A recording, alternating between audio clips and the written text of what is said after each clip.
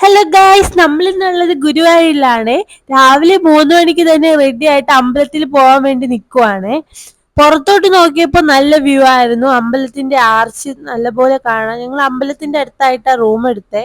അങ്ങനെ ഇവിടെ നിന്ന് ജസ്റ്റ് കാഴ്ചകളൊക്കെ കണ്ടിട്ട് ഞങ്ങൾ നേരെ അമ്പലത്തിലോട്ട് പോകാൻ റെഡി ആവാണ്. ഞങ്ങൾ എടുത്ത റൂം അത്യാവശ്യം നല്ല റൂമായിരുന്നു. 1600 രൂപയാണ് റൂമിന് ഒരു ദിവസത്തേക്കുള്ള റെന്റ്. അങ്ങനെ ഞങ്ങൾ റൂമിൽ നിന്ന് ഇറങ്ങി നേരെ അമ്പലത്തിൻ്റെ ആർച്ചിലോട്ട് എത്തി. ഒരുപാട് ഷോപ്പുകളൊക്കെ ഓപ്പൺ ആയിരുന്നു ആ 3 മണി സമയത്തും. അങ്ങനെ ഞങ്ങൾ ഷോപ്പുകളിൽ പോയി കുറച്ച് സാധനമൊക്കെ മേടിച്ചു.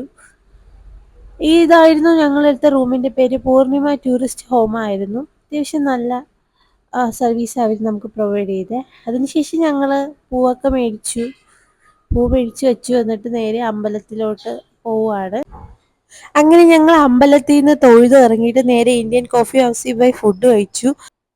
ഫുഡ് വളരെ മോശമായിരുന്നു. അപ്പോൾ അത്രയേ ഉള്ളൂ. Tata bye bye.